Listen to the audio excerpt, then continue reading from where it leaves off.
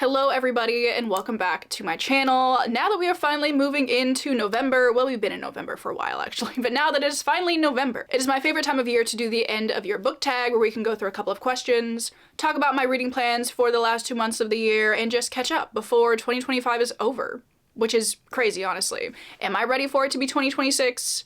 Not in the slightest, but we'll think about that at another time. Anyway, today I'm going to be doing, as I said, the end of your book tag. I'm also going to be going through my 10 before the end, which is like another kind of video that people do towards the end of the year. So I'm gonna just push them together. We're gonna do them both in this video. So I have a lot of books that I want to talk about, a lot of reading plans for the rest of the year. Honestly, looking at all of these sitting next to me, I'm like, am I actually gonna do this? Hopefully, I have no idea.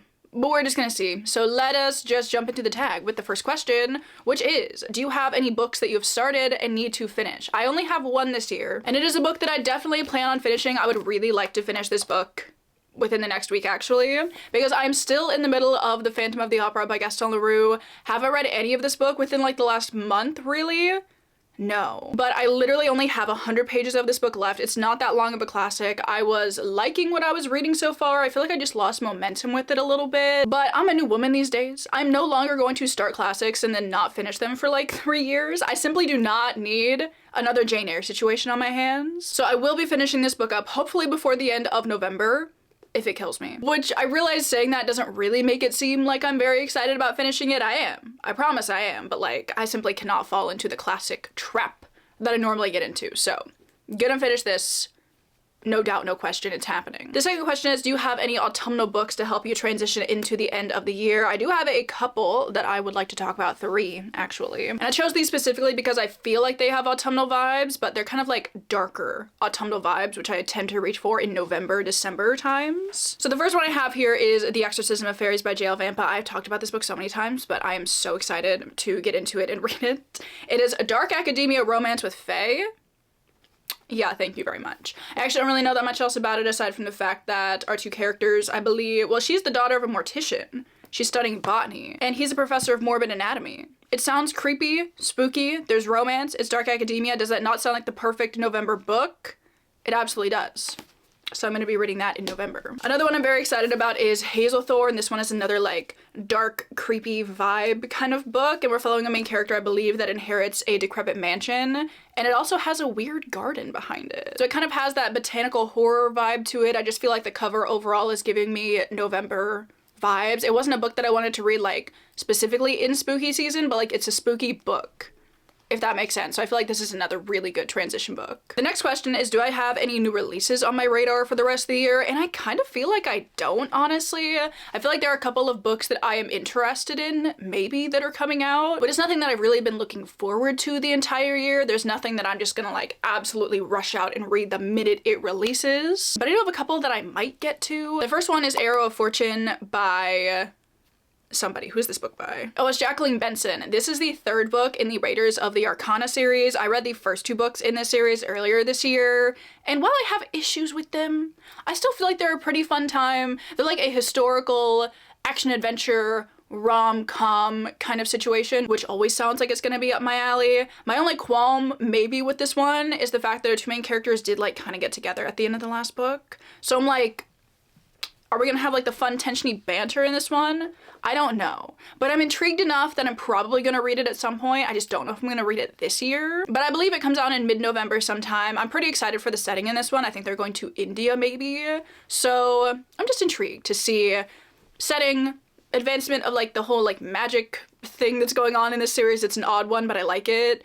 And I just like the characters, so might read this one. Of course, she wants out right now. I can never get through an entire video without a cat coming in or wanting to leave. It just doesn't happen. And then the other book that is on my radar is called, oh, I just wrote New Brandon Sanderson. I don't know what it's called. Hang on, I did not prep well for this video, I guess. Tailored Realities. It is a new short story collection full of non-Cosmere short stories. So I'm a little bit interested in this one. I feel like, again, this isn't a book that I am planning to get to this year. I just don't know if I have quite that level of interest in it, but it's a book that I'll probably pick up from the library at some time, maybe read a couple of the stories out of it. I feel like I am notoriously terrible at getting through short story collections. I always read like 1 or 2 and then I fall off with it forever, basically. So I don't know if I'm gonna commit to reading every single story that's in here. Obviously, I really like Brandon Sanderson for his Cosmere stuff, so the fact that this is non-Cosmere, I'm like, I'm interested. But I'm not that interested. And I believe this one comes out sometime in December, so we'll see if I end up actually getting around to it. I'm not sure. So I just feel like I don't have that many new releases that I'm excited for the rest of the year. I feel like there are never really that many like crazy releases that are coming out in November and December. I feel like a lot of my anticipated releases tend to come out like in the first half of the year, which makes a lot of sense. I have been going through a list of 2026 releases though, and there's so many good books coming out next year. I'm so excited for all of the new releases next year, so I'm just thinking about that. I don't need new releases this year, I can wait for next year. The next question is, are there any books that you think could shock you and become a favorite of the year? I have a couple books that I'm maybe thinking this could happen with. The first one being Hazelthorne. I absolutely loved Don't Let the Forest In by C.G. Drews. That's gonna be on my top books of the year. So I feel like this one maybe has the potential to do that as well. So we'll see. And then the other one I think is a like 50-50 shot as to whether or not I'm gonna like this or hate it. And that is Piranesi by Susanna Clarke. I've heard this kind of compared to The Starless Sea, which obviously interests me. I hear it's a weird one, but I tend to really enjoy weird books. So I'm wondering if it's like a good weird for me or a bad weird. And if it's a good weird, then I feel like it could end up becoming a favorite. But if it's a bad weird, then I feel like I could really end up not liking it. So I'm just really interested to jump into this one and see what I think about it. I just have no idea. But there's always a possibility that I could absolutely love it. And then the last question is my favorite question because I'm a big pre-planner. I love planning things, okay? And that is, have you already made reading plans for next year? Absolutely.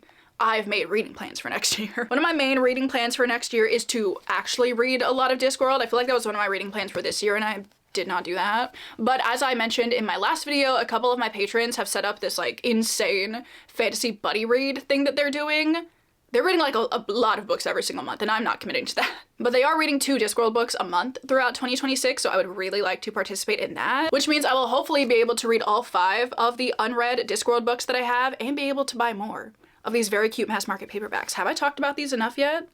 Yes. But I just love them so much. I don't know if I'm actually gonna be able to read 24 next year, but I'm gonna try to keep up with it as much as I can. I just wanna read a lot of Discworld. That is one of my goals. Another one of my goals is to make a lot of progress in the Dungeon Crawler Carl series. I read the first 2 books earlier this year and I absolutely loved both of them. So the fact that I haven't gotten to the 3rd one yet is actually a crime. So I'd like to read at least 3 of the Carl books. I don't know if I'm going to catch up with it because there are like 8 books out maybe now. And that sounds like quite the commitment, honestly, but I would just like to read more of the Carl series. Another one of my plans is to read some more classics. I have read quite a few classics this year, I feel like, compared to previous years, for me at least. So I'd really like to keep up that momentum. I'm thinking I definitely want to read Mansfield Park so I can have read all of Jane Austen's work. I'd really like to read some more Daphne du Maurier because I just read Rebecca. I finished it a couple days ago and I absolutely loved it. So I would very much like to read some of her other big work. I'd really like to read from another Bronte, so maybe Wuthering Heights, maybe Agnes Grey, maybe Tended to Wildfell Hall. I feel like there are a lot of good options as far as that goes as well. And I also have North and South by Elizabeth Gaskell, which I would very much like to read next year as well. So those are my tentative, like, more classic plans. And then my last plan for next year is I like to read a book over 1,000 pages every single year. I've done that since 2020, so I feel like I can't break the streak now. The only problem is, for the last 4 years, I've been reading Stormlight books to fulfill that goal that I have for myself.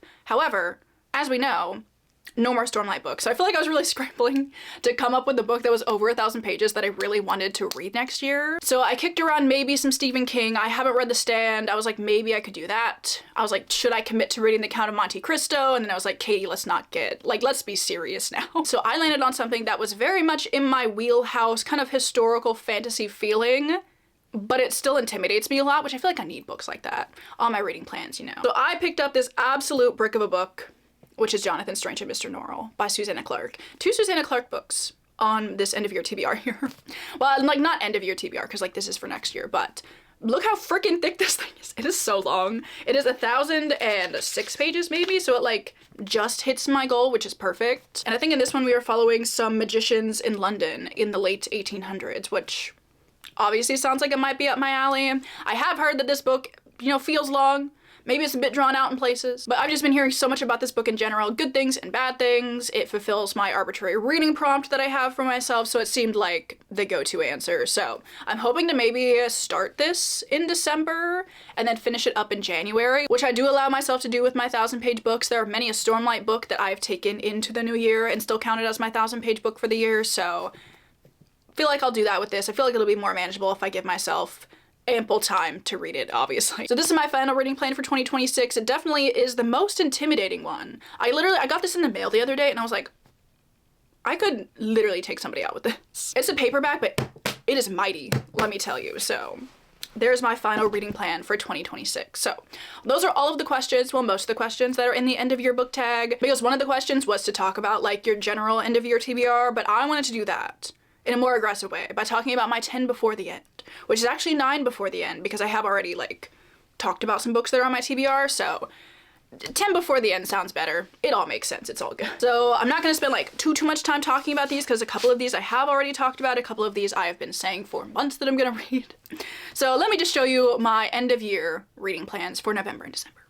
The first one I'd really like to read is another classic, and that is The Invisible Man by H.G. Wells. This one made its way onto my 10 before the end literally this morning because I watched the Universal movie of it last night with my dad, and I really liked it. And I got this book for my birthday, and it feels like a very manageable book to get to before the end of the year. It is like 150 or so pages, which is very doable. So I'm excited to read the source material, but obviously this one is very self-explanatory. It's about an invisible man who is kind of going crazy.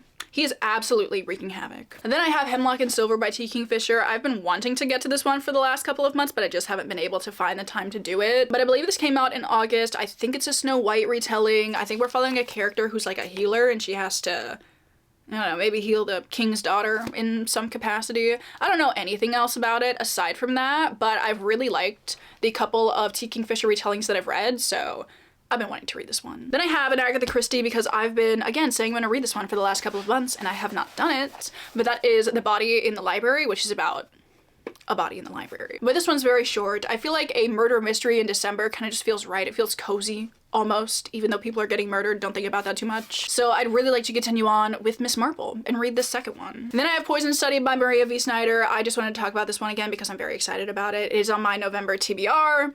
Really like to read this. Same thing kind of goes with the Dungeon Anarchist cookbook. Absolutely on my 10 before the end. If I don't read it, I'll be very sad. Same thing goes with The Eye of the World. Because I've been talking about it forever, I feel like I couldn't not put it on my 10 before the end. I just need to put it on as many TBRs as possible. So hopefully I will be shamed into reading it. Please shame me in the comments if I have not read this come December. Another one I'm very excited about, I'm thinking this is more of a December reading plan, and that is A Treachery of Swans by A.B. Pornack. This one is a Swan Lake retelling, and I feel like it just has the perfect moody, dark vibes for December, so I'd really like to read this one. Then, also a book that I don't currently have a copy of that I would like to read is Network Effect by Martha Wells. I have checked this out from the library a couple of times, haven't read it either of those times. But there's a new Murderbot book coming out next year and I'd really like to be able to read that when it comes out, but I have 2 books left that I still haven't read yet, so I need to read Network Effect. I'm hoping I can do that in December as well. Something about December kind of feels like a good sci-fi month to me. Don't ask me why. I have nothing to back up that statement, but it just feels right, you know? So I'd really like to read Network Effect and System Collapse. I don't know if I'll read System Collapse this year, but early next year is what I'm aiming for with that. I just want to be caught up before the next one comes out. And then my final book on my 10 before the end is a little bit of a cheat because I have read this book already, but I desperately want to give this book a reread in December because it's just such a December book for me. And that is The Starless Sea by Erin Morgenstern. I just want to reread it so badly, and I feel like reading it in the week between Christmas and New Year's where time has no meaning anyway would be like the perfect week to read this book. Last year around that time, I reread the first 2 Emily Wilde books, and it was just such a nice way to end off the year revisiting one of my favorite series. So I'd really like to start a tradition of doing that, and I figured what a better option for this year than The Starless Sea. I read this 2 years ago, absolutely loved it. Beautiful, whimsical, stunning writing, it's so good, and I cannot wait to give it a reread. So this is the last book on my 10 before the end. So those are all of my end of year reading plans. Honestly, I'm a little bit stressed out looking at all these books sitting around me, but I'm also very excited about all of them as well. So obviously, I would love to know if you guys have any fun end of the year reading plans. Do we have any of the same reading plans for the end of the year? Do you have any rereads you're gonna do? Do you have any good holiday books that you're gonna read? I definitely do have holiday books that I want to read, but I'm gonna talk about those in like my December TBR. I decided to leave the holiday books out just didn't feel like the right vibe for this. So it's like general reading that I'm gonna do before the end of the year. But I'd love to know literally any of your reading plans that you have for the next 2 months. Please do share them with me in the comments. But yeah, I can't believe 2025 is almost over. I feel like I've had a pretty decent reading year. I'm hoping I can continue to do some good reading, maybe find another book or two that can go on my top books of the year. I did start writing out a preliminary list of books that I thought were gonna be on my top books of the year, and I can only come up with like 3 or 4. So I need more books for my list, and I'm hoping I can find those in the next 2 months. So fingers crossed. We're hoping. But we have reached the end of the video. Before I go though, I would like to thank everybody over on my Patreon. If you're ever looking for more content from me, that is always linked down below. We do fun stuff. I do extra videos. We do readathons, journaling content, reading sprints, whatever they're called. We do a lot of stuff. It's a good time if you want to come join. But with that, I'm gonna let you guys go. I hope you're all having a stunning Monday. I hope you're having a great start to your week. Thank you for coming to hang out with me, and I will see you guys in my next video. Bye!